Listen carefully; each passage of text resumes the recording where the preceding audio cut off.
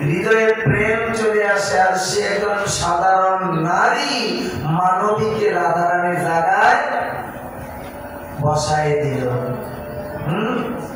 তাহলে এগুলো অপরাধ, এগুলো অশাস্ত্রীয়, এগুলোর কোনো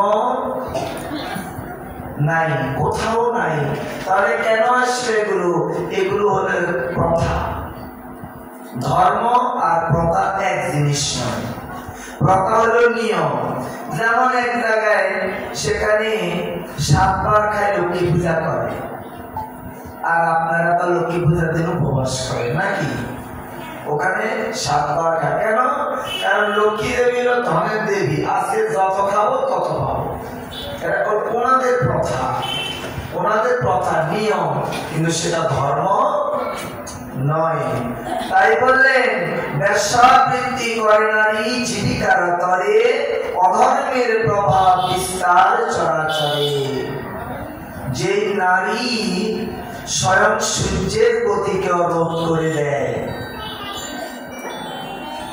দিল না চৈতন্য চরিতামৃতে উপাখ্যানে, সতী নারী সূর্যের গতিকে রোধ করে দিয়েছে। যদি আমার প্রতি সেই মান্ডব ঋষি অভিশাপ দিয়েছেন সূর্য উঠবে, তোমার প্রতি মারা যাবে, আর সতীও বলছেন তাহলে সূর্য আর উঠবে না, আমার প্রতিও মারা যাবে না।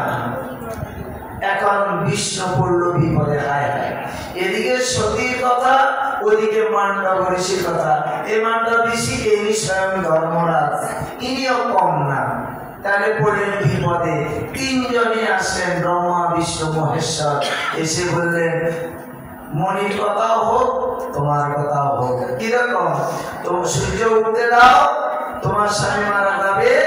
আর মহাদেব বললেন আমি মৃত্যুঞ্জয়ী মন্ত্র দিয়ে আবার তাকে জিয়াই দিব, বাঁচাই দিব। তাই এর বিষয়টা মোটামুটি এই। তবে সতীর কি পাওয়া, নারীদের কি পাওয়া? সূর্যের গতিকে রোধ করে দিতে পারে। কত জায়গায় ভাগবত আমাদেরকে জানিয়ে দিলেন, শাস্ত্র জানিয়ে দিলেন। কিন্তু কলিযুগের একটু বিষয়টা আলাদা। কলিযুগে কি করেন? সেই মায়েদের সে পাওয়ারটা আর নাই। কেন নাই? কারণ আমরা নিজেদেরকে ওভাবে ঢেকে চলতে পারি না। আপনি আমাদের খুব কাছেই যান, কলকাতায়, পশ্চিমবঙ্গে, এই যে এখানে মায়েরা বসে আছেন, মায়ের মতো লাগে, মনে হয় আমার মা বসে আছে। আর ওখানে গেলে চোখ মেলতে পারে না, এমনিতে চোখ ছোট, তাও আরো বুঝে রাখতে হয়। হ্যাঁ, তাকানো সম্ভব নয়। তো আমাকে একজন বলতেছে কি বাবা আপনি অন্যদিকে তাকায় কথা বলতেছেন আমাদের সাথে কেন? আমি বললাম যে মাগো আপনাদের দিকে তাকানো যায় না, তাকানো যায় না, কোন দিকে তাকাবো? সম্ভব না। শ্রীরাম বৃন্দাবন থেকে বৈষ্ণব পরদাস বাবাজি 2017 সালে এসেছিলেন বাংলাদেশে প্রথম। বৈষ্ণব চরণ দাস বাবাজি, বৈষ্ণব পরদাস বাবাজি যখন আসলেন চট্টগ্রামের কৃষ্ণানন্দ মঠে, এরকম সবাই বসে আছেন, উনি ভাগবত পাঠ করছেন, আমি নিচে বসা, বলছেন বাহ কি অপূর্ব, দেখে মনে হচ্ছে এক একজন দেবী, সবার তিলক করা, ঘুমটা দেওয়া, শাড়ি পরা, এত একদম দেবীর মতো। উনি এতটাই খুশি হলেন, বলেন আমাদের ভারতবর্ষে এমন এখন আর নাই। মায়েদের যেই ভাব দিয়ে চলতে হয়, 5টা দিনেই ঢাকতে হয় মায়েদের, কমন, এটা ঢাকতেই হবে। এটা না ঢাকলে তিনি মায়ের পর্দায় পড়বেন না, নারীর পর্দায় পড়বেন না। তাই এভাবে কলির দোষ দেখতে দেখতে নারদ ক্লান্ত। তাই তিনি যখন যমুনার তীরে তীরে বৃন্দাবনে গেলেন, সেখানে কি দেখলেন? এক অদ্ভুত কাণ্ড দেখলেন। একজন 1600 বর্ষীয়া যুবতী, তার কোলে 2 বৃদ্ধ অচেতন হয়ে শুয়ে আছে, এবং ওই যুবতীকে অনেকগুলো রমণী তাকে বিচরণ করছে, কেউ চামর সেবা দিচ্ছে, কেউ চরণ সেবা করছে। হ্যাঁ, এমন সময় দেবশ্রীপাদ নারদ চিন্তা করলেন, মা বাবা এটা কলিযুগ, যাব না ওই নারীর কাছে। পাশ দিয়ে যখন চলে যাচ্ছেন, ওই রমণী তাকে ডাকছেন, ভূভু সাধু ক্ষণকাল দৃষ্টন দিয়ে একটু দাঁড়িয়ে যান। কেন? কারণ আপনি এই যে এখানে যাচ্ছেন, আপনাকে দর্শন করে আমার হৃদয়ে একটা ভালো লাগার অনুভূতি আমি পাচ্ছি। তার মানে আপনি সাধু। সাধু বুঝবেন কিভাবে? যাকে দেখলে আইসে মুখে কৃষ্ণ নাম, বুঝিবে তিনি উত্তম কোটি, তিনি বৈষ্ণব প্রধান। কি বললেন? যাকে দেখলে অটোমেটিক, কোন সাধুকে দেখলে হরে কৃষ্ণ, জয় নিতাই, রাধে রাধে, বাবা ভালো আছেন মা, একটা শব্দ মনে অটোমেটিক কৃষ্ণ নাম চলে আসে। বুঝবেন ইনি উচ্চ কোটির মহাত্মা, ইনি বৈষ্ণব প্রধান। যাকে দেখলে, আর তাকে দেখলে কি হবে? সাথে সাথে ইনস্ট্যান্ট পবিত্র হয়ে যাবে আমাদের এই দেহ, মন পবিত্র, দেহ পবিত্র হয়ে যাবে। কেমন? বলে গঙ্গাতে স্নান করার পরে পূর্ণ হয়। কখন হয়? গঙ্গা দেখলে পূর্ণ হয়? কি করতে হয়? স্নান করতে হয়। কিন্তু ভাগবত বললেন, আমাদের শাস্ত্র বললেন, গঙ্গার পরশ হইলে পশ্চাতে পাবন। পশ্চাৎ মানে পরে। আর দর্শনে পবিত্র কর, এই তোমার গুণ। দর্শনে পবিত্র। যেই মায়ের কপালে তিলক থাকে, বাবার কপালে তিলক থাকে, এনাদেরকে দেখলে হৃদয় পবিত্র ওইটা আচরণ করার প্রয়োজন পড়ে। নমো বিষ্ণু নমো বিষ্ণু নমো তৎ বিষ্ণু পরম সদা পশ্যতে সূর্য দিবিব চক্ষুরাতম নমো হরি নমো হরি নমো হরি। এটা হলো আমরা শুদ্ধির জন্য করি। কিন্তু এই কলিযুগে একটা বিশেষ শুদ্ধিতার ব্যবস্থা হলো আপনাদের মতো বৈষ্ণব দর্শন করলে পবিত্র।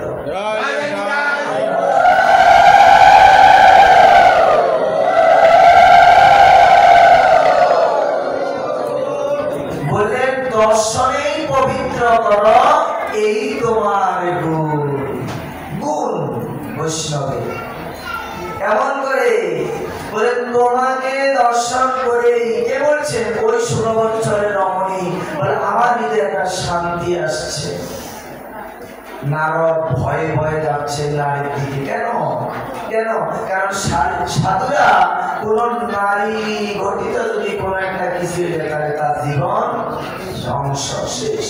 এজন্য সাধুরা কখনো মায়েদের কাছে যাইলো, মহাপ্রভু বলছে যে একটু সতর্ক অবস্থায় যাবে। মা ডাক্তার যাইবে। এখন একটা ট্র্যাডিশন আছে, মাথা নতুন একটা ধারণা, ছোট দেখুক বড় দেখুক টেনটা দেখুক আরো ছোট দেখুক, মাথা বেশ ভালো মাথা দিই। কিন্তু আমার এই বলাটা শুধু যথেষ্ট নয়, তাকে আমার এই দৃষ্টি দিয়ে মায়ের চোখেই দেখতে হবে। শুধু মাথা দিয়ে বললাম, আবার মাঝে মাঝে একটু অন্যদিকে নিয়ে গেলাম মনটাকে, চোখটাকে, কি হয়ে যাবে? অপরাধ হয়ে যাবে। মাথা দিয়ে শুধু বলার জন্য নয়, একেবারে নিজস্ব ব্যবহারের দ্বারা মায়ের মতোই জানতে হবে, দেখতে হবে। তাই নারদ যাচ্ছে না, ভয় পাচ্ছেন। আস্তে আস্তে যখন গেলেন, বলেন মা গো তুমি কি? বলে আমি ভক্তি। আর তোমার কোলেরা কারা? বলে এরা আমার সন্তান। একজনের নাম জ্ঞান, একজনের নাম বৈরাগ্য। বলে এরা শুয়ে আছে কেন?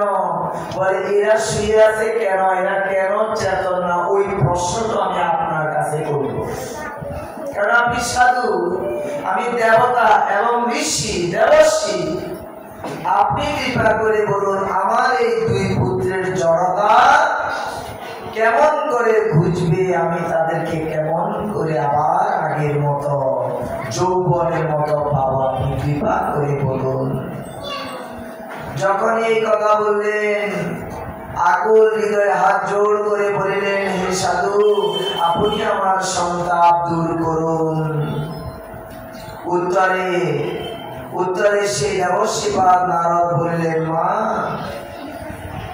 আমি প্রতিজ্ঞা করছি, আমি যেভাবেই হোক আমি তোমার এই পুত্রদ্বয়ে আমি উদ্ধারের ব্যবস্থা আমি করছি। তাদের যৌবন আগের মতো যাতে আসে সেই ব্যবস্থা আমি করছি। কিন্তু তোমাকে প্রতিষ্ঠা যদি করিতে না পারি, আমি হরিদাস এই বৃথা কর্ম না করি। নারদ বললেন, আমি তো হরিদাস, আমি ভগবানের দাস, এটা আর বলবো না, তোমাকে আমি প্রতিষ্ঠা করবই করবো। কাকে প্রতিষ্ঠা করবেন? ভক্তিকে, ভক্তিকে প্রতিষ্ঠা করবেন। এভাবে কি করলেন? এভাবে তিনি যখন উত্তর দিকে ছুটতে লাগলেন, যেতে যেতে যেতে তিনি পদরিকা আশ্রমে সেখানে গিয়ে তিনি বিষণ্ণ বদনে তিনি বসে রইলেন।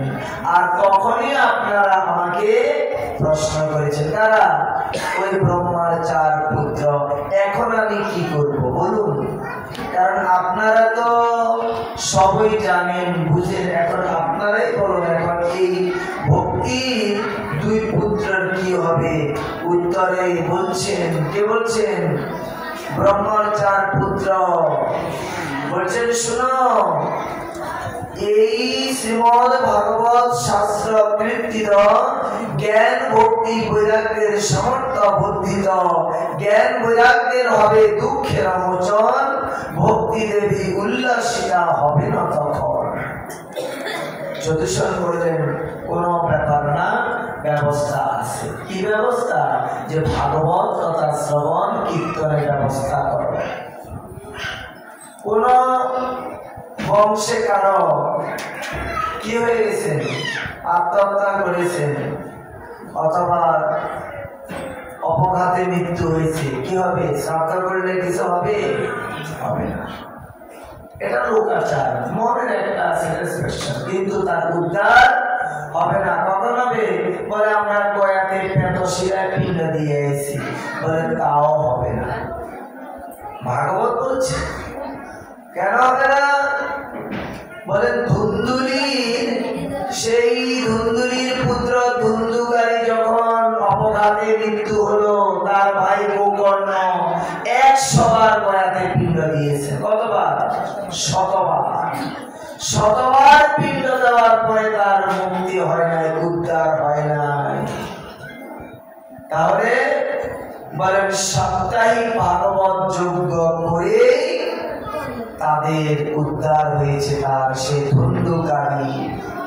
এই ভাগবত শাস্ত্র এতটাই সামর্থ্য, এতটাই তিনি মহিমান্বিত, এই জগতে যদি কেউ কোনদিন ভজন না করে, কোনদিন সে কিচ্ছুই করতে পারে নাই, মৃত্যুর পরে তার নামেও যদি অন্তত ভাগবত কথা শ্রবণ করানো যায়, তবে তাহারও মুক্তি হয়ে যায়।